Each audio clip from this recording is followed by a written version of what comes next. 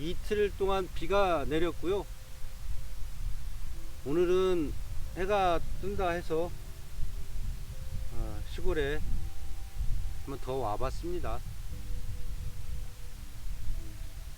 방금 전까지는 바람이 없었는데 막 바람이 부네요. 춥지는 않아요.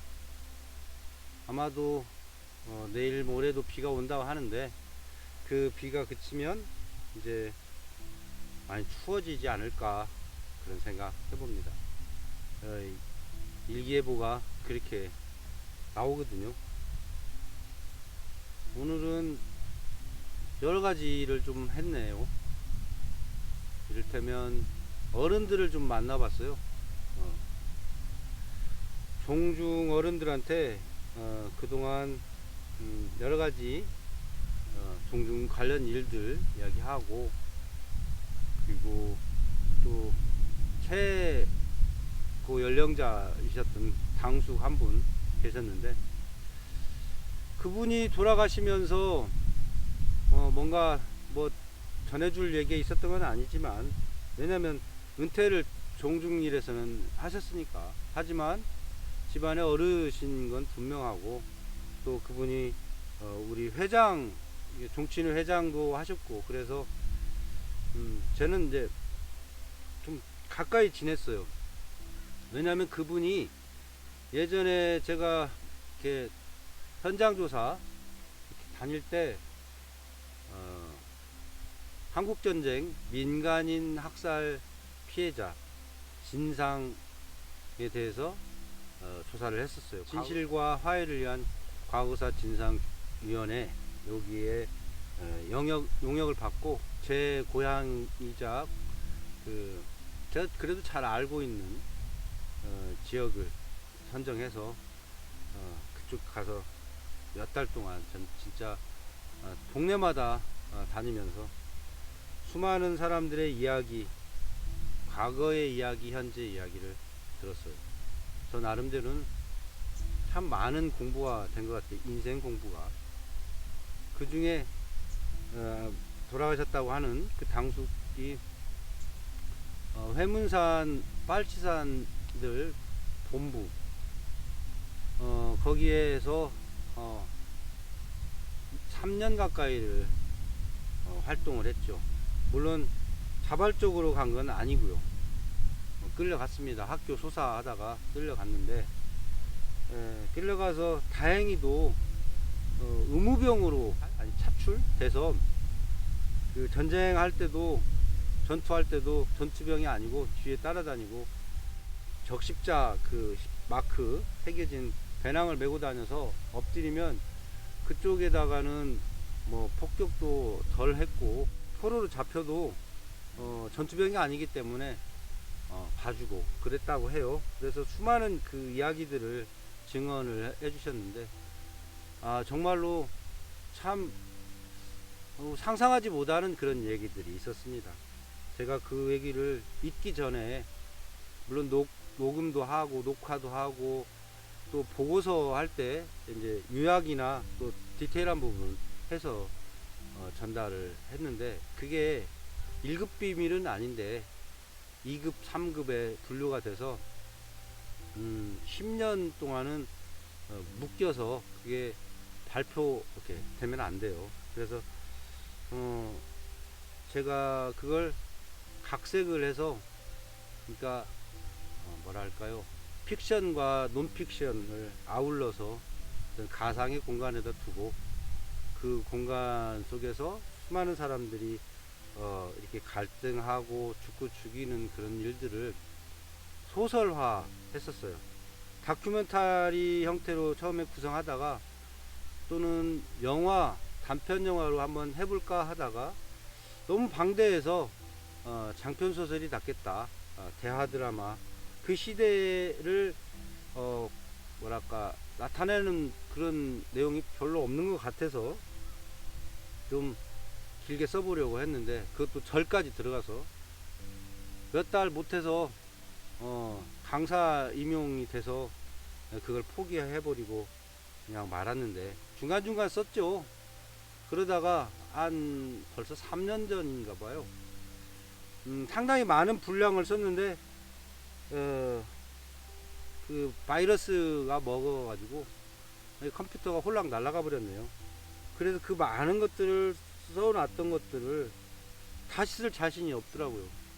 그래서 다음에 하지 미루다 보니까 결국 못하고 말았는데, 그 전에 쏘는 것은 어디 그 USB에 담겨 있는 것이 한 3분의 2 정도는 돼요. 3분의 1 정도 남은 것 거의 끝내버리려고 했는데 그게 날아가 버려가지고 너무 아쉽더라고요. 언젠가 쓸 것 같기는 해요. 완성은 하고 싶은데 아마 3부작 정도로 굉장히 좀 두꺼운 책으로 꾸며질 것 같은데, 가능할지 제가 좀 더 노력을 해봐야죠. 열정이 식기 전에. 그 당숙이 돌아가셨는데 연세가 좀 많으세요. 94 정도 되신데, 그나마 장난처럼 왔다 갔다 하면서 제가 계속 물어보기도 하고 이렇게 말벗 해주고 그랬는데, 아니 돌아가셨는데도 불구하고 알리지를 않아서 자손들이 발인이 지난 후에 끝나고 난 뒤에서 카톡으로 뭐 여기가 맞는지는 모르겠으나 알려야 될지 몰라서 알려드립니다, 그렇게 카톡이 한번 왔어요. 저 말고도 다른 사람들한테 전부 다. 그러니까 되게 섭섭하고 서운하더라고요.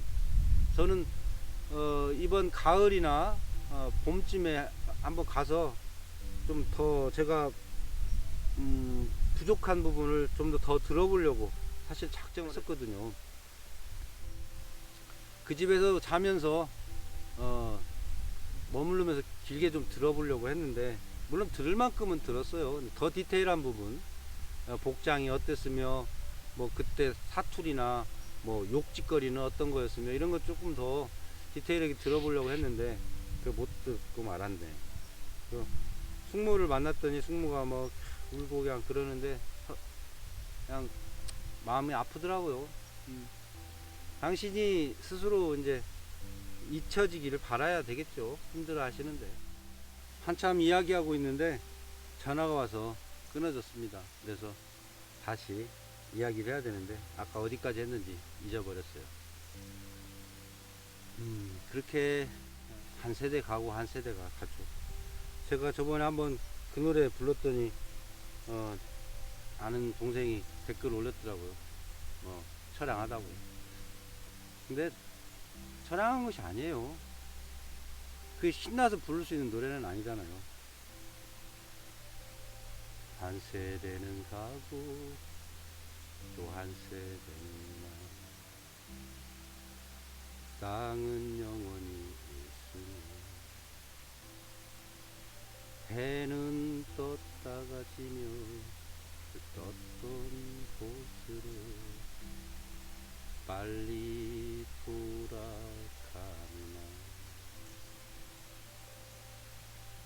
바람은 이리 불다 저리 불며 불던 곳으로 돌아가며 모든 강물은 다 바다로 흘러가나 바다를 채우지 못하리라. 그런 노래요. 인생은 바람.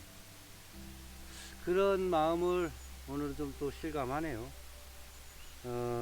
그 담장공사 한 옆에 사는 또 나이가 80, 그분은 88 연세가 되신 분이 딱 두 분 계세요. 그 다음에는 저 세대거든요. 근데 그분 갔더니 또 약간의 눈빛도 약하고 정신도 좀 약간 어지러우신 것 같아서 그분하고 좀 놀아주고, 그분이 뭐 부탁한다고 해서 전화번호를 찾아줬어요. 전화번호 안 보인다 해서. 염소를 키우고 있는 저 후배 그 친구한테 전화를 해서 염소 중탕을 뭐 그 하나 부탁하려고 한다고 하는데, 지금 염소 한 마리가 얼마가 겠어요? 염소 한 마리가 재작년 제가 염소를 여기 갖고 올 때는 25만원에 한 마리 샀거든요. 작은 새끼. 지금은 성체 애미는 200만원을 넘어선답니다. 소보다 비싸요. 소보다. 이제 아무래도 그 개 식용법을 만든다 어쩌고 하니까 이제 식용할 만한 개 그 장사들은 없어지는 것 같아요. 그리고 이제 염소로 가는 거죠. 뭐 나쁘다고 생각은 안 해요. 흐름이 그렇다면 뭐 그런 거지라고 생각은 해요. 근데 제가 염소를 이제 한 마리라도 키우려고 하면 200만 원을 주고 사야 된다는 거. 근데 그 이야기를 하는 건 뭐냐면, 당신이 기러기 쇠퇴해서 드시는 줄 알았는데 그게 아니라 큰 아들한테 주겠다는 거예요. 그거 부탁한다고. 참 나이를 많이 먹어도 결국 부모들은 자식 걱정을 하는구나, 그 마음에 좀 마음이 씁쓸해지더라고요. 그리고 아까 그 혼자 남겨진 당숙모도 84인가 드셨다는데, 아이고, 자식들이 뭐 모셔간다는 말 없고, 뭐 요양원에 들어가시라 그런 말 없고, 그래서 거기에서 이제 쓸쓸하게 눈물바람 하면서 남편만 그리워하는, 결국에 인생은 바람이라는 얘기예요. 남길 것도 없고 그 의미도 없는 거예요. 자기들이 사는 거죠. 자기들이 노력해서 살아야 맞고. 그래서 아까 그 삼촌 되는 분한테는 88세 좀이라도 정신 있을 때 땅 어디에 있고 뭐 이런 유산에 대해서 미리 써놓으라고. 그래야 자식들이 나중에 장례 치르고 나서 싸우거나 서로 헤어지거나 그런 일 없이 깔끔해진다. 그랬더니 미루고 미뤘었대요. 하지만 미룰 일은 아닌 것 같아서 그 말씀 전달하고 왔죠. 뭐 이런 거죠. 당신 죽을 것 같으니 유언장 미리 써놓으세요. 이런 말이나 마찬가지인데 제가 돌려서 말한 것 뿐이에요. 근데 실제 그렇게 돌아가시고 아무것도 정신 있을 때 정리 안 해놓으면, 그게 작은 유산이든 큰 유산이든 빚이든 간에 그걸로 후세들이 힘들어 한단 말이에요. 견물생심이라고 없던 욕심도 생겨버리고, 그래서 등 돌리고 싸우고 그런 일이 비일비재하죠. 비단 집안만 그런 게 아니고 이 종중도 마찬가지예요. 종중에서도 어떻게 알고 어떻게 그런 짓을 하는지는 모르지만 종중 재산을 이용하는 사람들, 또 땅을 팔아먹는 사람들도 생겨요. 법적으로 그게 허점과 빈틈이 있어서 그런 거죠. 이렇게 어떤 단체명이 아니라 그 단체를 대표하는 대표자를 둬야지만이 그걸 등기에 올린다든가 뭐 그런 법들 때문에 자기가 재산세를 냈으니까 내 거다고 몇 년 한 세대 지나고 두 세대 지나면 우겨서 가져가는 거죠. 그것 보고 불로소득이에요. 저는 그런 생각이 전혀 없습니다. 그냥 여기 이 공간을 땀과 시간, 그리고 저 나름대로 어떻게 보면 힐링이라고 하면 좀 표현이 그런데, 그런 공간으로 삼아서 제가 있는 동안에 여기를 관리하고 조상들 묘를 돌보는 그런 역할을 한다, 그런 거죠. 그래서 마음이 좀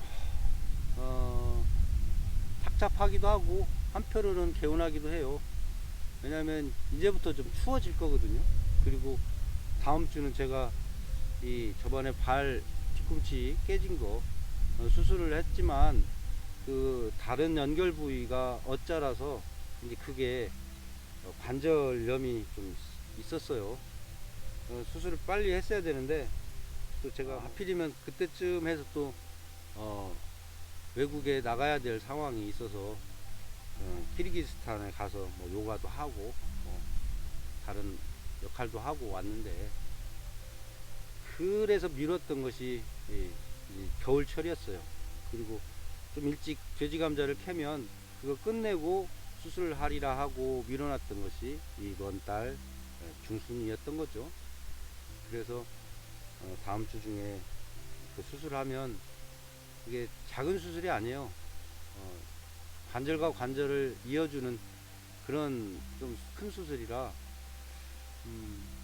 바로 막 쉽게 걷고 막 이렇게 하기가 좀 쉽지 않을 것 같고, 운전도 못하고 아마 1월 한 달은 꼬박 제가 깁스를 하고 있어야 될 것 같아서, 지금 이렇게 두 발을 딛고 걸어 다닐 수 있을 때 한 번이라도 더 와보자 하고 온 것이 오늘입니다.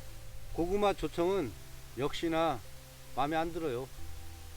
그 엉겨갖고 쭈루룩 꿀처럼 이렇게 이어져서 떨어져야 되는데, 물처럼 쭈루룩 흘리니까 이건 조청이라고 할 수 없죠. 여기서 계속 있을 수는 없고요. 퍼가서 집에서 한번 더 한번 젖으면서 붙여보는 걸로 하고, 못 쓰는 기계는 아니고요. 여기는 기계가 단상이라고 하는 전기가 들어오고, 기계는 삼상이라고 하는 모터 전기가 들어가는 건데, 그걸 이제 친구가 그 떡 빼는 기계 같은 거예요. 그걸 갖다 줬는데 전기가 다르니까 쓸 일이 없죠. 그래서 그 어떤 분이 그것이 코드 까는데 한번 필요하지 않을까 생각하고 그 한번 시도를 해보겠다 갔다가, 그래서 가져가시라고 지금 기다리고 있는 중입니다. 그런 저런 일을 오늘 하루 다 보고 조청 한번 확인하고, 더 이상 안 될 것 같으면 이제 퍼서 갖고 가려고요. 지금 불을 올려놨어요. 한번 저어봐서 가능할 것 같다 하면 여기서 좀 더 저어보고, 아니면 퍼가려고 합니다. 저는 이제 발 때문에 당분간 여기 공간에서는 여러분을 뵙지 못할 것 같고요. 좀 뭐 눈 올 때 다리가 좀 괜찮다 하면 친구를 통해서든 한번 더 설경 보러 오기는 하겠지만, 잠깐은 농촌에서는 이제 좀 스톱할 것 같다는 말씀 드리고 이렇게 인사드립니다. 이 공간에서 제가 움직이는 모든 모습들을 그동안 봐주신 분들께 감사드립니다.